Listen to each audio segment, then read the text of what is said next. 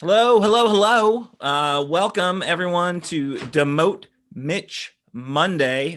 We're the Mitch McConnell Retirement Committee, and we're coming to you to talk about what is going on with all things Mitch McConnell. And of course, as we have been doing since we very tragically failed in our mission to retire Mitch in November, we've been focused on Georgia. So we're going to talk a little bit about Georgia, and we got a really fantastic show for you today. I think we're going to be doing Mitch in the news. We got an important call to action about how you can get involved with Georgia and the Georgia Senate runoff to demote Mitch. We're joined by Dr. Brian Clardy, an associate professor of history from Murray State, to discuss the Georgia runoff elections and other elements of history and politics.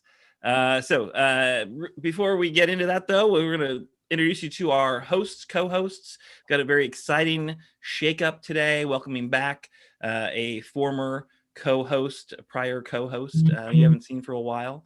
And of course, as we do every week, who are you, where are you, and what does your protest sign say today? And so, of course, I'm Aaron, coming to you from Childsburg in Lexington.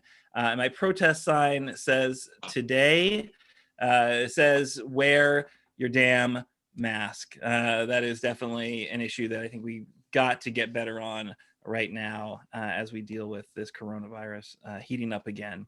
And coming to us from down the road a little bit, Kimberly, are you there? I am here, Aaron. Hi, everybody. And I'm coming here from Louisville, Kentucky in my beautiful home. And my protest sign says today, my earrings. Black girls rock, especially Alpha Kappa Alphas. Because, Kamala. Yeah. I just wanted to make sure that everybody, pink and green for life. That's my protest sign. Wait, you're protesting your sorority? I don't get it. No, I'm protesting that Mitch McConnell and Donald Trump better get out of the way, because us ladies of the pink and green, 20 pearls for the pretty girls, will take them down. All right, that's fantastic. And then coming to us from the other side of the state, who are you?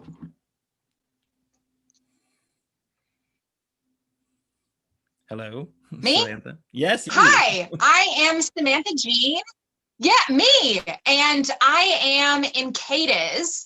And I'm hibernating. So personally, I have no interest in making a protest right now. My sign would say, stay home. Just stay home, you guys. But if I was directing my message at Mitch, I would say, who do you work for? Because I don't think you're working for me. No, he's not working for you. I mean, I don't know you that well, Samantha Jean, but my hunch is you are not a, corporate fat cat who's been making, $100,000 donations to Mitch's reelection campaigns. You probably don't have this undying need for, corporate legal protections most of his folks, his true constituents. Yeah. No. All right. So really exciting show. We're going to start things off with Mitch in the news and a few key stories that we are following right now. And I think Samantha Jean, take it away. Oh, yeah. Well, I'll just keep going. Yeah. So at this point, many people are losing hope that another stimulus package will ever be passed. Mitch McConnell seems firmly dedicated to denying relief for millions of Americans as COVID rages on.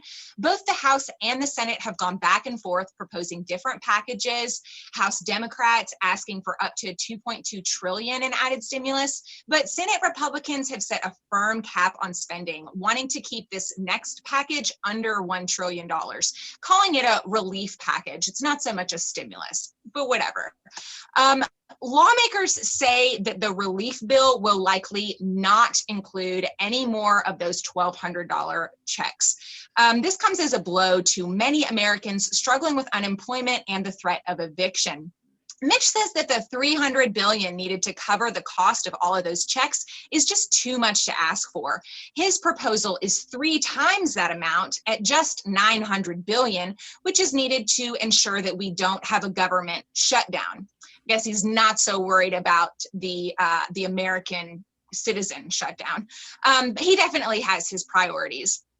The proposal is expected to include about $300 per week in bonus federal unemployment payments, providing relief just as emergency aid payments at regular benefit levels are set to expire at the end of the year. It would extend a freeze on evictions for people who cannot pay their rent and reauthorize the Paycheck Protection Program to give a second round of subsidies to businesses struggling through the pandemic. So that's pretty good.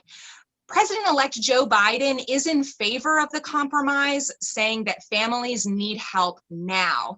And there are talks about possibly having a round of stimulus checks after Biden is inaugurated on January 20th, but we'll just have to wait and see. The likelihood of another stimulus bill passing in January will undoubtedly hinge on whether or not the Georgia runoffs for 2 Senate seats go blue. Yeah, I think so somebody this else is is going to be a telling this us is a big more, story, right? more about that. Yeah. So depending on whether or not those 2 Senate seats are awarded to the Democrats, that's really going to make a huge difference on the future of Congress's legislation and what we're going to be able to get passed in the near future, or really in the next 4 years. So. Right. So the stimulus is one piece of, how Mitch's power is indicated.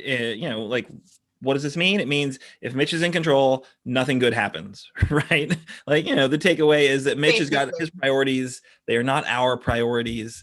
What I'm hearing right now, or what I'm reading right now, is in the kind of final hours of trying to get this thing done in this much smaller package that, Mitch basically got his way, right? Because the House version was multiple $1 trillion. This is far closer to what the Senate wanted, which, like, I think he brought up like a $500 billion package. So this is his big negotiation. He went up to 900 or something like that, with no direct payment, no new direct payments.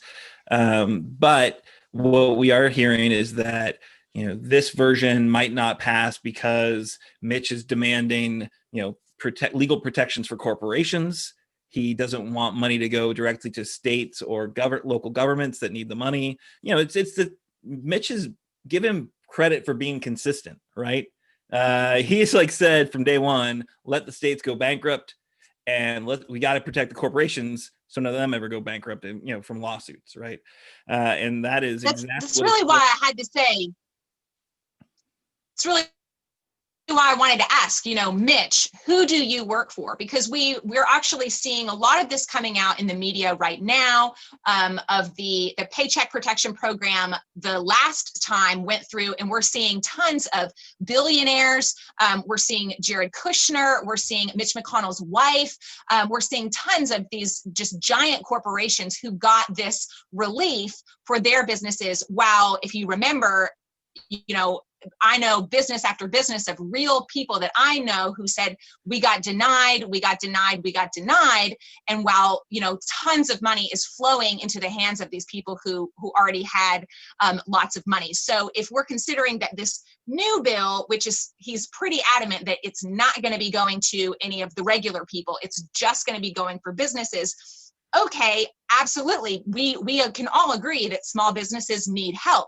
They needed help the last time, but the result, what we actually received, was that these already billion-dollar companies and extremely wealthy, people who had some cushion, that's where that money was going to. So where do we think that this upcoming round of money is going to be going to? Who do you work for, Mitch? Who do you work for?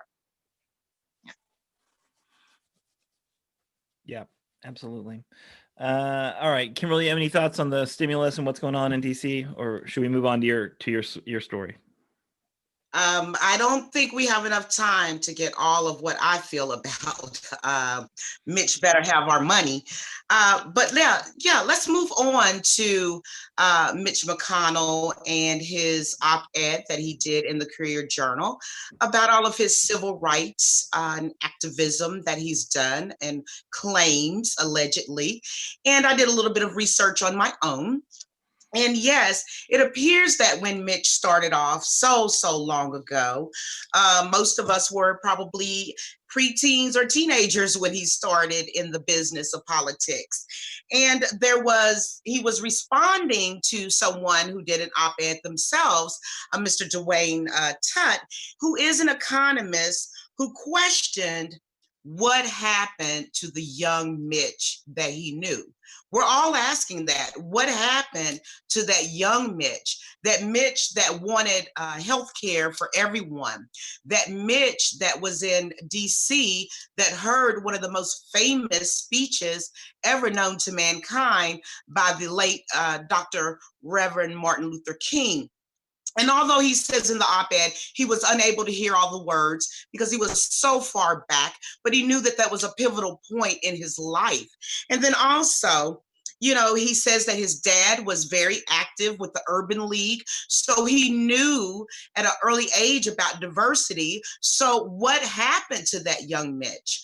What happened to that young Mitch that helped and understood in 1991 that we needed a Civil Rights Act for equality in pay?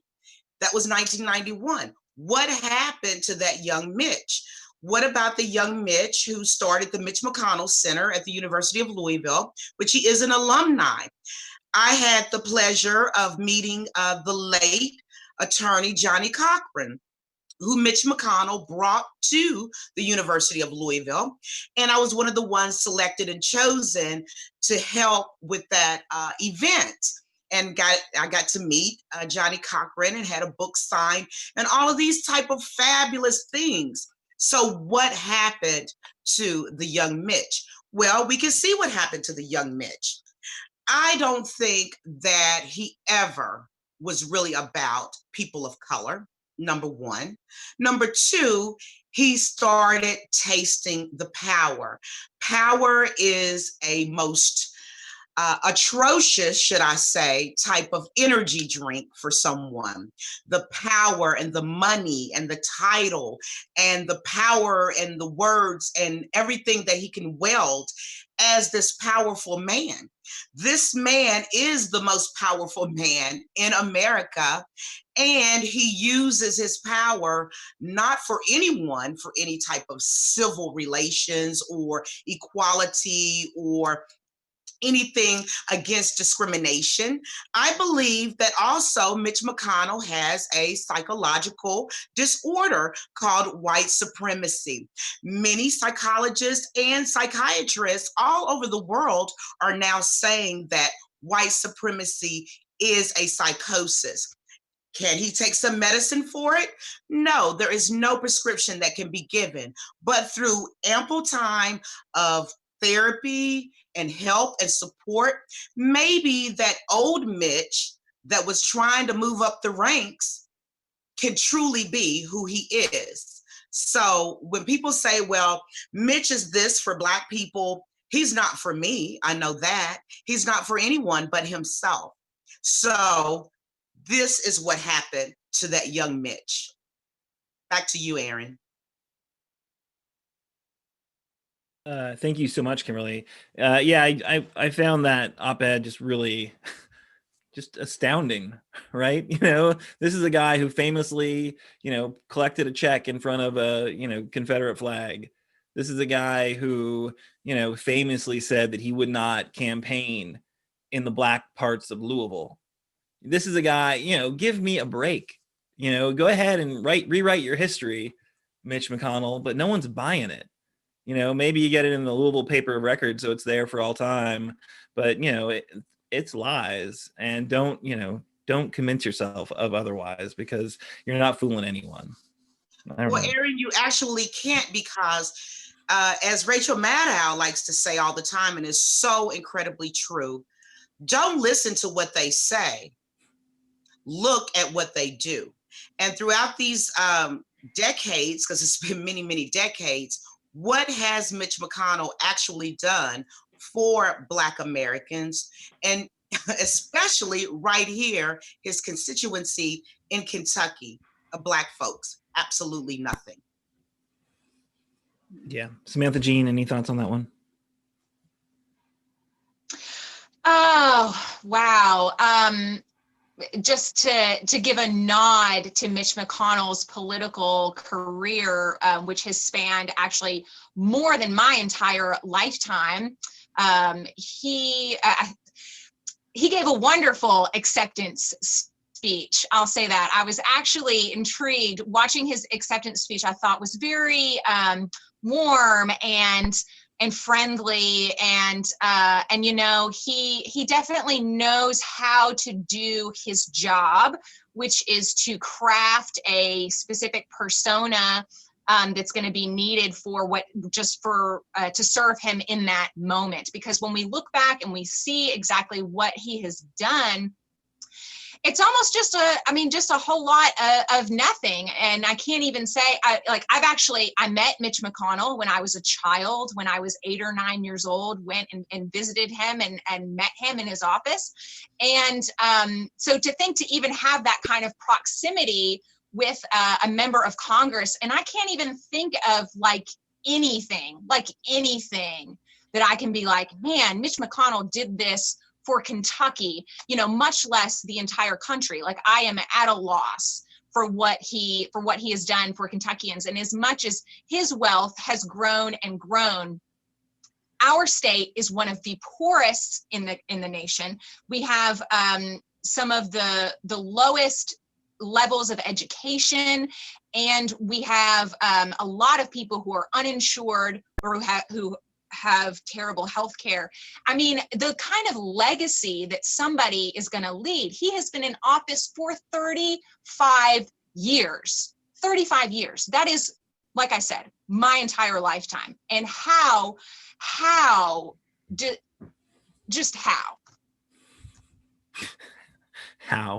indeed. Yeah, so 35, 36 years in power. What's his legacy for our state? Well, he doesn't really care. His legacy is all about reshaping the federal judiciary, right? That's what he gets power. That's it. His power accumulated for his worldview, which is that corporations really should just run the world. So he's, doing everything in his power to make that happen. Yeah. So if you haven't seen it, he's got his victory speech online, which Ken has gone through and did a fact check on. We will go ahead and share that out to our Facebook page so you can look at it. It's really, I think, well done and hard hitting. So keep your eyes open for that, folks, on Facebook.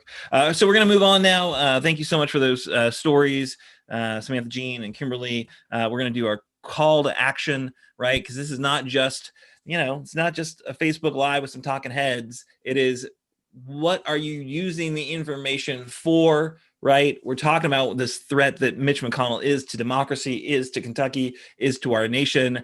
Obviously, we had our chance to vote and we screwed it up. But what I do know is that in Georgia right now, there's a last chance of, in fact, shaping the Senate landscape and keeping Mitch from being the majority leader for another 6 years, or at least for another 2 years. So let's go ahead and do what we can to help there, right? So we've got a runoff election that is on January 5th. We got John Ossoff running against David Perdue. We got Reverend Raphael Warnock running against Kelly Loeffler. Really, really important that that the Democrats sweep this election, right? So we all know, despite what Trump has told you, Joe Biden won Georgia. So all we need to do is do that again, which, that's like a little tough sledding, right? This is really a challenge to do. But here's what I know. It's that when you tell people about the policies that matter and what Mitch will do to stop those policies from happening, right? So Joe Biden campaigned on a lot of great stuff. He's got a really aggressive climate change, platform. He's, campaigned on a $15 an hour minimum wage. He's campaigned on healthcare expansion. He has campaigned on all these things that people really care about. A contract with rural America to help rural America, develop and advance. All this stuff, people like it. These are all like strong policies. The problem is, if Mitch McConnell is in power, Joe Biden's ability to get any of that stuff, the Biden-Harris, ticket, they are going to be incredibly hamstrung because Mitch McConnell is going to block everything. It's not like he just didn't like Obama, so he stopped Obama's agenda from moving forward when he could. It's because that's just his worldview is like the Republican worldview is important. And that means no $15 an hour minimum wage. That means no action on climate change. That means no expansion on healthcare. And in fact, we will probably take away your healthcare. That means no, legalization for DACA. Certainly no legalization for marijuana. So, everything that people actually think is valuable and what government could do to improve your life, Mitch McConnell will block that. No ifs, ands, or buts.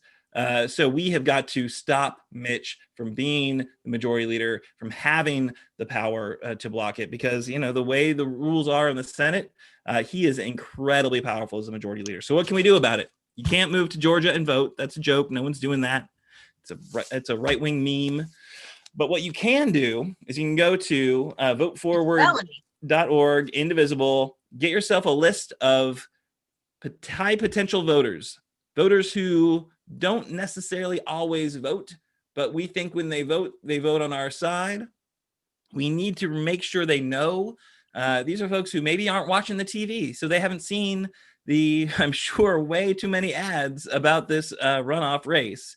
So these are folks, you can write a letter to them. You can put a specific note about why you think voting is powerful. You can encourage them to be a voter. You can thank them for being a voter. And there's some really good tips on how to do it, what kind of language to use. So if we write as our normal kind of politically outraged personas to these voters who don't really care that much about politics, or else they would vote all the time, you're going to turn them off. So we've got some amazing language. Indivisible and Vote Forward have actually tested through these different types of social science experiments and found out what language works to motivate people to get to the polls. So the message you're sending them is actually super powerful and the most powerful message it possibly can be. And it's a personal letter. Like, who doesn't want to get a personal letter, right? It's not some mailer that's talking about Warnock being a socialist, right? It's not a mailer about how, Ossoff is gonna, do what horrible thing, right? Because of course that's all they've got is attack ads. They can't really, they got lies and attack ads because they don't really have an agenda that people support. But you get this out to these, you can download a list of 20, crank them out, you do another 20, get these letters out there so we can drive the turnout. Because folks, Republicans vote like it's their job. Democrats are like, maybe when was that election again? In terms of the Democratic base, they're unfortunately not always as, connected as we would like them to be. Republicans don't worry about it. And then if you kind of Trumpize the Republican base, it's even worse, right? So, that's what we got going on right now. That's the call to action. I hope you go to that website right now, sign up, agree to the kind of conditions, which are that you're going to follow the guidance and not just write how much you hate Mitch McConnell on the letter. But it's a really good system and a really good program. And I think we should all take advantage of it. That's a call to action. Woo! All right. Thanks for doing what you do, people. All right. And then I think we are now going to hand it over to Samantha Jean to bring on our guest. Yes, thank you so much for that call to action. You can make it very easy and kind of fun as we're all sitting at home with nothing else to do except to write letters to strangers in Georgia. I think that's a great idea, and I'm going to be looking into that. So so excited to bring our guest. It is Dr. Brian Clardy, and I have so many wonderful, great things to say about him. He comes from my neck of the woods. He is currently at Murray State, which is just right next to me. So I'm very excited to have you here. Thank you so much for coming. Dr. Brian Keith Clardy is an associate professor of history at Murray State University in Murray, Kentucky. Clardy holds a Bachelor of Arts degree in political science from the University of Tennessee at Martin and a Master of Public Administration degree from Murray State. He earned his Doctor of Philosophy degree in Historical Studies from Southern Illinois University at Carbondale, and he has written 2 books, The Management of Dissent, Responses to the Post-Kent State Protests at 7 public universities in Illinois, and A Testament of Grace, Sermons and Reflections. Dr. Clardy has served as a member of the Board of Trustees at Sewanee, the University of the South, from 2009 to 2015. He served as a board member of the Center of Renewable Energy Research and Environmental Stewardship, appointed 3 times by Governor Steve Beshear. And in 2020, he was appointed to the Kentucky Humanities Council and the Kentucky Oral History Commission by Governor Andy Beshear. He was a delegate to the 2016 and 2020 Democratic National Conventions and was a Democratic presidential elector for the Kentucky's 1st Congressional District in 2012 and 2016. He currently serves on the Callaway County Democratic Executive Committee. He is also the Wednesday night host of Cafe Jazz on WKMS 91.3 in Murray, Kentucky. Dr. Clardy, welcome to Demote Mitch Monday. Thank you for having me. My first question for you is, yes, we're so happy you're here. And what does your protest sign say? My protest sign says, "Take back the United States Senate." Fantastic. Fantastic. So I've always been interested in this. I think that the Electoral College is something that a lot of people really don't understand. It seems very secretive. And one of the biggest things that I have always wondered is, how do you get to become a presidential elector? Because to me, it seems like a very secret thing. How did you get to, how were you able to have this honor? Well, in 2016 and in 2020, I basically attended the Kentucky Democratic Convention, which was held later in the afternoon. But in that morning, I threw my head into the ring in the 1st Congressional District convention that was held about 9, 10 o'clock-ish that morning. And the first time, in 2016, I gave a little speech about, how great Barack Obama was. No, it wasn't 2016. It's 2012. I gave this great speech about how great Barack Obama was and what a great president he was and what a bad president Mitt Romney would be. And somehow I got elected in 2012. I knew that I was not going to be able to cast that vote because the chances of President Obama carrying Kentucky in 2012 was as great as cotton candy growing up in my front yard. That was not going to happen. In 2016, I supported another person who ran for elector that year, and she won. But the thing about it was she was not a Hillary fan, and she made that very, very clear. And she openly endorsed Jill Stein. So she was removed as an elector in 2016, and I was asked, since I was the alternate, would I be on the ticket again in 2016 for Secretary Clinton? And here again, I knew that there was a chance that Hillary Clinton was not going to carry the Commonwealth of Kentucky. The chances of that happening is if port wine poured out of my sink when I opened it up in the morning. That just wasn't going to happen. Electors are chosen either by state central committee organizations or by state conventions and so forth. And the state parties put forth their slate of electors.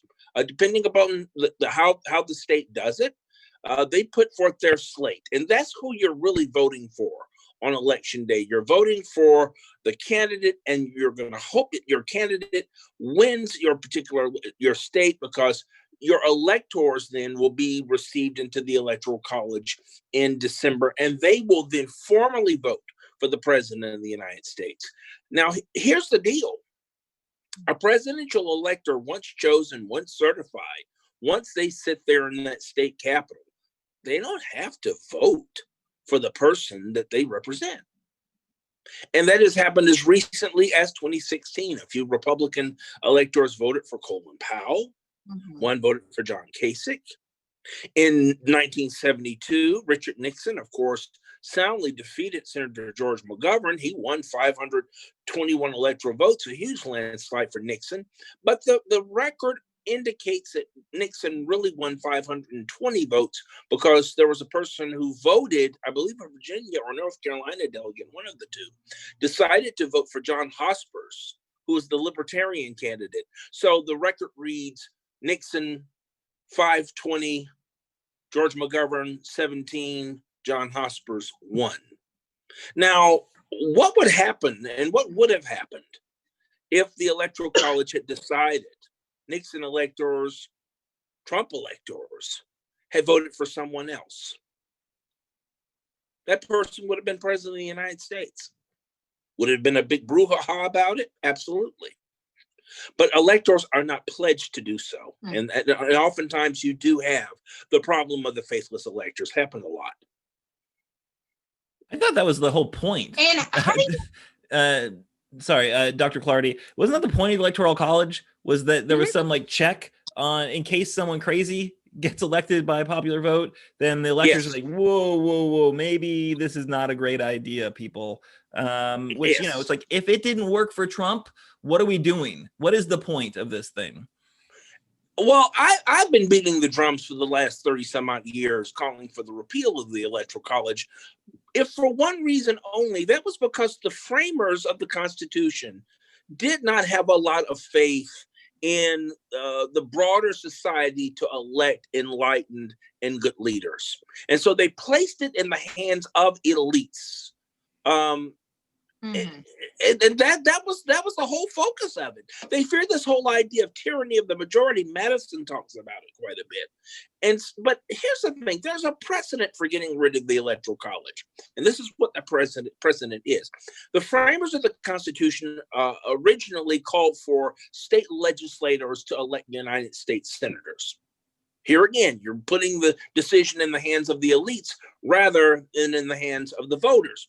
Well, a constitutional amendment is passed in the early 20th century that allows for people to directly elect United States senators. So there is a precedent for that. And I don't know if the headwinds are going to blow in the direction of getting rid of the Electoral College. I guess we'll see after December. What could possibly go wrong in December? I don't know. My gut tells me that December 14th, next week, Joe Biden will be officially the president-elect of the United States. After what I saw in Michigan here over the weekend, I'm beginning to worry whether or not some intimidation is going to be brought to bear on the meeting of the electoral colleges in some of these states. I hope not, but I do believe the Electoral College is very outdated, and most Americans would probably agree that we need to get rid of it. I mean, it's pretty telling, right? So the U.S. Constitution was a pretty significant document, incredibly historic document that inspired so many other constitutions around the globe, right? Sure. Yes. Except the Electoral College. You know, that was not a piece that was picked up, it seems like, by a lot of other nations when they were like, you know, hey, this is a good document. Let's take a bunch of these ideas. Like, Electoral College, nah, we're not using that. No, I totally agree. My understanding was that the Go ahead. Go ahead, Samantha Jean.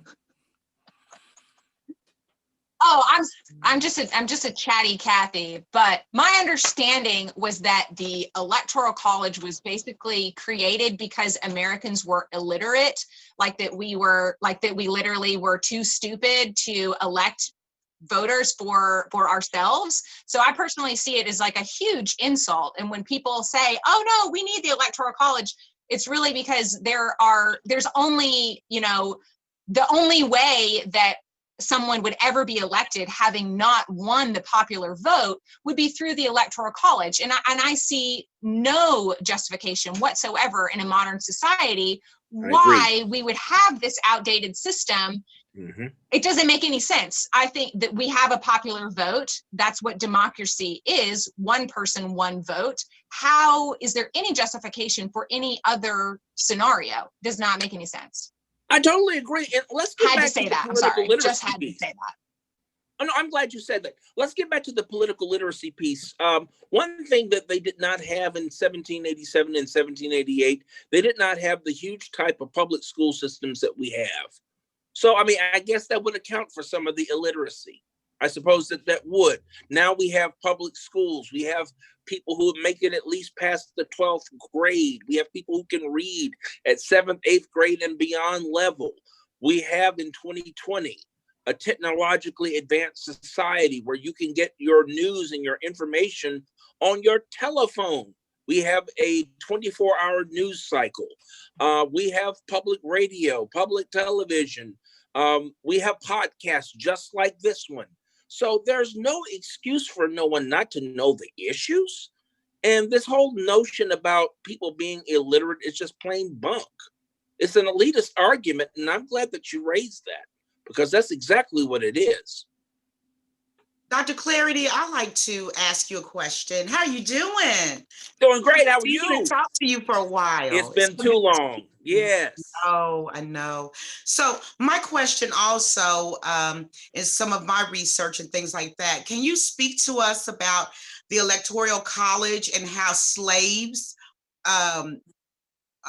were involved with this decision of Electoral College? Well, the South certainly did not. The South and the slaveholding states certainly didn't want to give up a whole lot of ground. That's for sure. I mean, let's go all the way back to the North-South Compromise and the question of counting people for the census for the purpose of apportioning the House of Representatives. The North did not want slaves counted at all. The South did. If slaves were counted in the population, and certainly slaves were not going to be able to vote or stand for public office, this increases the number of the population in the South. This is certainly going to help the South when it comes to money bills and appropriations and things of that sort. So they came to this, what was called the Three-Fifths Compromise, where slaves would, and I don't think this was an arbitrary number, the slaves were counted as 3/5 of a person. Oh, well, that kind of fit the paradigm back then. This whole idea that the African slave was not completely human in the first place. So I suppose that they would count Black folks as 3/5 of a human being. But part of the Electoral College in that regard, as you mentioned, was to preserve slavery and the slaveholding power. The South simply did not want to give up this their power, their position, their privilege, and anything that even hinted at the fact that you would have popular election of the president certainly was going to point in that direction. Dr. Clardy, I want to also ask you, moving into counting and things of this nature, Georgia is on my mind, okay? Yes. And, Trump going around talking about all of this fraud. The election has already been certified. He is the president-elect. Mm-hmm. Has anything like this ever happened before, or has it happened anywhere before? And then the other thing I jot down right here that I wanted to ask you, how do you think this runoff is going to end up? And I do have a third question, a third part of the question for you as well. Getting back to, has a candidate for office ever protested the results of the Electoral College or the results of a presidential election to where they made a lot of hay out of it? The closest I can think of is the election of 1824. This is when Andrew Jackson won the popular vote in 1824, did not win a majority in the Electoral College. The race was thrown to the House. Henry Clay, of course, drops out, supports John Quincy Adams. John Quincy Adams wins the 1824 election. And for the next 4 years, Andrew Jackson is going to run around yelling about corrupt bargain. And he's going to use that as the basis of running in 1828. And certainly he did so. And he won. Certainly in 1960, of course, there was a lot of question about what happened in Illinois and in Texas. those two states which helped give John Kennedy the election in 1960. And of course, there was a lot of huge, big brouhaha about that. Of course, that kind of went away. What President Trump is doing is not only dangerous and irresponsible, but it threatens to undo democracy itself.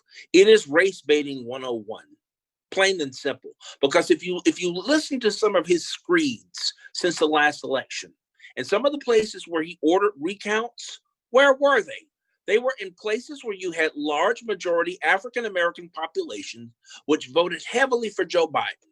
He criticized the election results in Wisconsin. Of course, he won that in 2016. He lost it in 2020, in part because you had a huge African-American turnout in Milwaukee. He did the same thing in Michigan, same thing. Detroit, huge Black population. And now Georgia, which has been certified again after another recount. So what is the subtext behind this? Atlanta, Black population. Rural Georgia, huge Black population.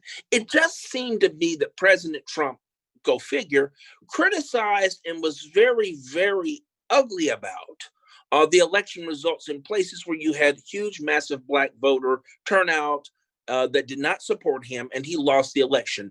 That wasn't just racial dog whistle. And what we heard last night in Georgia wasn't racial dog whistle. It was huge, full-on bullhorn.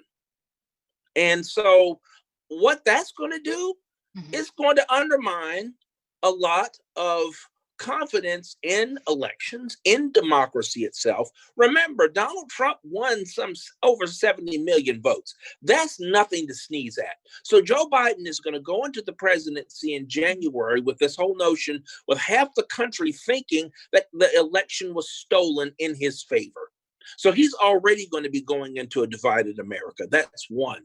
Now, as it relates to Georgia, Georgia is going to be the key, of course, to the control of the United States Senate. Now, here's the thing. Some things on election night went right for Democrats. We won the presidency. We won Colorado. That was a race we won. Of course, Cory Gardner loses to John Hickenlooper. That was good. I was pleased with that. We did not lose Michigan. Thank goodness. I was afraid that we would lose Michigan. We did not. Mark Warner gets reelected in Virginia. Sadly, in North Carolina, Cal Cunningham loses to Tom Tillis. That was one. Hopefully, that was one election that I was hoping that we would pull off, and I was hoping we pull off Texas too. Didn't quite happen. But what happened was in Georgia, in those two particular Senate races, there had to be a runoff. Dr. Warnock did quite well in that race, as did Mr. Ossoff, which now you have a major, huge election runoff in Georgia, which will determine control of the United States Senate. If, let's just hope, this best case scenario, Ossoff and Warnock win on January 5th. What does that do? That ties the United States Senate. Who's going to be vice president of the United States? A Black woman Democrat. She will be that 51st vote who will break all ties when the Senate votes on things, giving the Democratic Party the House and the presidency to the Democratic Party. There are a lot of people who do not like that. And race is certainly going to play a major part in how Georgia is decided between now and January 5th. Dr. Clardy, so knowing that all of this is happening, knowing everything that Donald Trump, the alleged president, is doing right now in these last days, pulling troops from designated important areas. Yes. I have a daughter right now that's actually deployed in Doha, Qatar. And it's very contentious right now, domestically and foreign. And this election, I believe everything is running on it. Do you believe also that everything's running on this Georgia runoff? I mean, it is. Everything's running on it. It is. When I heard about the proposed withdrawal from Somalia, my heart dropped. because Al-Shabaab and Al-Qaeda and other groups have been trying to make inroads into Somalia for well over 10, 15 years. When I first saw that, I thought to myself, is the president trying to set us up to get hit down the road? Because at this rate, if he keeps pulling the residual troop numbers out of both Iraq and Somalia, that is a distinct possibility. The different terrorist groups and other non-state actors can basically regroup and maybe attack some of our interests abroad. Where's the congressional leadership? Where's Mitch McConnell on this? He should be beating the drums and very critical of these particular withdrawals of troops. He should be very upset about this. Mitch McConnell, and I said this in the Courier Journal and in other places, he has abdicated his responsibilities as a senator. He has dropped the ball. He has failed America. He has co-signed a failed foreign policy for Donald Trump. And the sad thing about it is Mitch McConnell knows better. I was in high school. I just graduated high school in 1985. I met Mitch McConnell when he was a freshman senator in Fulton, Kentucky. I thought that he was a pretty reasonable guy, even though I hoped Dee Huddleston had won. He didn't. McConnell won, but I didn't figure McConnell to be a crazy. Mitch McConnell sold his soul a long time ago. If we are not successful in Georgia, Mitch McConnell will continue as majority leader, and he will hinder President Biden at every step. Count on it. That's what scares me. I believe. Thank you so much for answering my questions. Thank you. No problem at all. You're so knowledgeable. I could listen to you like all night long. Well, thank you. I appreciate it. I really could. Thank you. Thank you. You're more than welcome. Thank you. Well, Dr. Clardy, I just want to say, again, echo Kimberly's appreciation for you joining us tonight. I love that you've got just, such a varied background in terms of your, historical and academic interests. That bit about the 1824 election and Andrew Jackson, I did not know that. Of course, Mitch McConnell, or of course, Donald Trump is a big fan of Andrew Jackson. Yes. So I don't know. I mean, he probably took his inspiration. You think about it, Andrew Jackson was the person responsible for the creation of the Trail of Tears, which led to the death of thousands of Native Americans. He was doing racial profiling long before it was called racial profiling. Yeah. Go figure. That's Donald Trump's MO.